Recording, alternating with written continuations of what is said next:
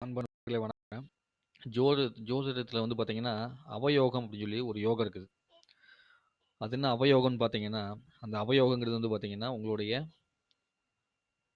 ஜா ஜாதக கட்டத்துல இருக்கக்கூடிய கிரகமோ, இல்ல நட்சத்திரமோ,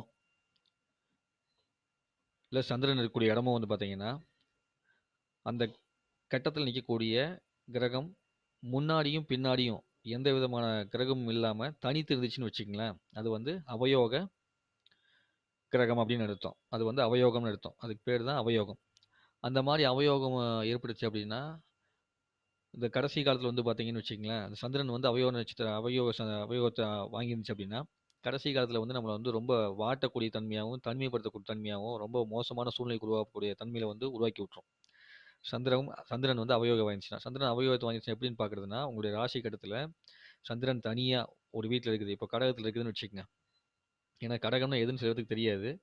ஆனா அவங்க ராசி தெரிஞ்சா தெரிஞ்சிருக்கும். அப்ப கடகத்துல இருக்குது, இல்ல சிம்மத்துல இருக்குது, இல்ல மிதுனத்துல இருக்குது. இப்படி 12 ராசிகள்ல ஏதோ ஒரு ராசியில இருக்குது அப்படின்னா, அந்த ராசியில இருக்கக்கூடிய அந்த கிரகத்துக்கு முன்னாடியோ, பின்னாடியோ கடகத்துக்கு முன்னாடி மிதுனம் இருக்கும். கடகத்துக்கு பின்னாடி மிதுனம் இருக்கும். கடகத்துக்கு முன்னாடி வந்து பார்த்தீங்கன்னா, சிம்மம் இருக்கும். சரிங்களா? ஸோ அந்த மாரி பார்க்குறப்போ உங்களுக்கு வந்து அந்த 2 இடத்துலயும் மிதுனத்திலயும், சிம்மத்திலயும் எந்த விதமான கிரகமும் இல்ல அப்படிங்கிற மாரி இருந்ததுன்னா, அது வந்து அவயோகம் பெற்ற அமைப்புன்னு அர்த்தம். அந்த அவயோகம் பெற்ற அமைப்பு வரும்போது, அந்த மாரி சந்திரன் அவயோகம் பெற்றிருந்துச்சு அப்படின்னா, உங்களுக்கு வந்து கடைசி காலத்துல வந்து பார்த்தீங்கன்னா, ஒரு ஆதரவற்ற தன்மைய வந்து உருவாக்கிரும்.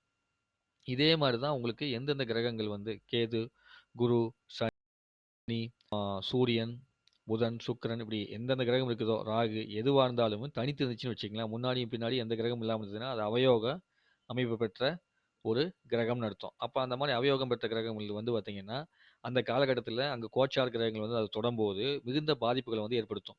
அப்படி மிகுந்த பாதிப்பை ஏற்படுத்தும்போது உங்களுக்கு வந்து கொஞ்சம் மன வருத்தமோ, இல்ல வாழ்க்கையில சில சில தடுமாற்றங்களோ ஏற்படக்கூடிய அமைப்பு வந்து இருக்கும். இது வந்து முன்னோர்கள் வந்து ஜோதிட ஆசான்களா சொல்லிக் குடுக்கும்போது எழுதி வச்சது. இது அவங்க அனுபவ ஆய்வுல வந்து எழுதி வச்சிருக்காங்க. அது எந்த அளவுக்கு இருக்குன்னு நீங்க வந்து உங்களுடைய இதுல வந்து வாழ்க்கை முறையில நீங்க ஆராய்ச்சி பண்ணி பார்த்தீங்கன்னா தெரியும். அப்ப அந்த மாரி இருந்ததுன்னா உடனே வந்து பயந்துகிட்டு, ஆஹா! நம்மள போட்டு இப்படி கஷ்டப்படுத்திருமா அப்படின்னு சொல்லிட்டு நீங்க பயந்துற வேண்டாம்.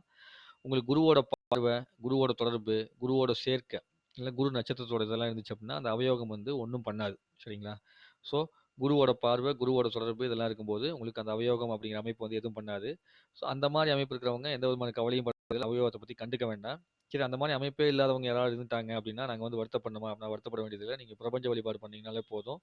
குரு தன்மைய வந்து ஏற்படுத்தக்கூடிய தன்மைய நீங்க ஏற்படுத்திட்டாலே போதும். அந்த கிரகங்களுடைய பலத்த நீங்க ஏற்படுத்தாதனால குருவோட பார்வை இருந்ததுன்னா, குருவோடைய தன்மைய வந்து அதிகமா ஏற்படுத்திக்கணும். அப்ப குருவோட தன்மைய அதிகமா ஏற்படுத்திக்கிறதுக்கு என்ன பண்ணணும் அப்படின்னா, உணவுல வந்து பார்த்தீங்கன்னா, அந்த சுண்டைக்கல்லுன்னு சொல்லுவாங்கல்ல, அந்த கல்லைய வந்து நீங்க சாப்பிடலாம். சரிங்களா? வியாழக்கிழமை வந்து கொண்டைக்கல்ல வச்சு குடுப்பாங்க. கொண்டைக்கல்ல, சுண்டைக்கல்ல அப்படின்னு சொல்லி. வெள்ள கலர்ல இருக்கும், கருப்பு கலர்ல இருக்கும். அந்த கல்லைய வந்து நீங்க வச்சு சாப்பிடலாம். வச்சு சாப்பிட்டீங்கன்னா, உங்களுக்கு வந்து உடம்புக்குள்ள வந்து பார்த்தீங்கன்னா, சக்தி பலமா வந்துரும். அப்ப அந்த அவயோகம் வந்து வரக்கூடிய காலத்தில ஒண்ணும் பாதிப்பு பண்ணாது. இது எளிமையா நீங்க வீட்ல பண்ணக்கூடியது. அதுக்கப்புறம் வழிபாடு பண்ணணும்னு ஆசைப்படுறவங்க வந்து பார்த்தீங்கன்னா, தட்சிணாமூர்த்திய வந்து வழிபாடு பண்ணலாம். போய் வழிபாடு பண்ண முடியும். அதுபோக வந்து சக்தி நிலைப்பாட்ட வந்து எல்லாத்தையும் இணைச்சு வைக்கக்கூடியதா இருக்கக்கூடிய அந்த அரச மரம் இருக்கு பார்த்தீங்களா? அந்த அரச மரம் சுத்துறத விட, அந்த அரச மரத்துக்கிட்ட போய் சுத்தி இருக்கிறது, அந்த அரச மரத்து காத்த சுவாசிக்கிறது, அந்த மாரி தன்மையெல்லாம் நீங்க வந்து வழிபாடு பண்ணலாம். திருச்செந்தூர் முருகன் கோயிலுக்கு போயி நீங்க வழிபாடு பண்ணலாம். ஆலங்குடி போறத விட திருச்செந்தூர் முருகன் கோயில் போறது வந்து பார்த்தீங்கன்னா, நெறைய விதத்தில சிறப்பு ஜாஸ்தி. அதனால முருகன் கோயிலுக்கு போயி நீங்க வழிபாடு பண்ணலாம். இப்படிலாம் பண்றது மூலம் வந்து பார்த்தீங்கன்னா, உங்களுக்கு அவயோகம் ஏதாவது பெற்றிருந்ததுன்னா, பாதிப்புகள் வந்து வராது. ஒருவேள அவயோகம் இருந்துச்சு அப்படின்னாலுமே, இந்த குருவோட பார்வை இருக்கும்போது கண்டிப்பா அந்த அவயோகம் செயல்படாது. சரிங்களா? ஸோ அவயோகம்னா இதுதான். யாராவது எங்கேயாவது நீங்க பார்த்து யாராவது சொல்லி பயமுறுத்துனாங்கன்னா பயப்பட வேண்டாம். முன்னாடியும், பின்னாடியும் கிரகம் இல்லாத அமைப்பு தான் அவயோகம்ங்கிறது. அது அந்த காலகட்டத்தில மட்டும் தான் சும்மா ஒரு 2 மாசம், 3 மாசம், 1 நாள், 2 நாளு, இல்ல 1 வருஷம், 2 வருஷம் அந்த திதி காலகட்டங்கள் இருக்கும் பார்த்தீங்களா? தசா, புத்தி, திதி, அதுக்கப்புறம் புத்தி, அந்தரம், சூட்சமம் அப்படின்னு சொல்லி நெறைய வரும். நாலு, கோலு அப்படிலாம் நெறைய இருக்குது. சரிங்களா? அதில வரக்கூடிய காலகட்டத்தில மட்டும் உங்களுக்கு ஒரு சில விஷயங்கள்லாம் நடக்கும். அதனால கொஞ்சம் பார்த்து கவனமா இருந்துக்கங்க. உங்களுடைய ஜாதகத்துக்கு இண்டிவிஜுவல் ஜாதகத்துக்கு வந்து பார்த்தீங்கன்னா, கட்டணம் வாங்கிட்டு நான் வந்து உங்களுக்கு ஆலோசனை வழங்குவேன். நீங்க இந்த மாரி இலவசமா இருக்கிறதுல நீங்களே வந்து உங்க ஜாதகத்த எடுத்து வச்சு நெறைய விஷயம் இது மாரி பேசுவேன். அத எடுத்து வச்சுட்டு நீங்களே உங்க ஜாதகத்த ஆய்வு பண்ணி நீங்க தெரிஞ்சுக்க முடியும். வருங்காலத்தில வந்து ஆன்லைன்ல வந்து ஜோதிடம் வகுப்பு வந்து எடுக்க போறேன். அப்படி எடுக்கும்போது வந்து பார்த்தீங்கன்னா, உங்களுடைய கேள்விக்கெல்லாம் நீங்க வந்து கட்டணம் செலுத்தி நீங்க இத தெளிவா படிச்சுக்க முடியும். சரிங்களா? உங்களுக்கு இந்த வீடியோ பிடிச்சிருந்தா சப்ஸ்கிரைப் பண்ணுங்க. நண்பர்ட்ட ஷேர் பண்ணுங்க. மேலும் பல விஷயங்கள பேசுவோம். நன்றி, வணக்கம். உங்கள் அன்பு நண்பன் ஆர்.ஜே. கணேஷ்.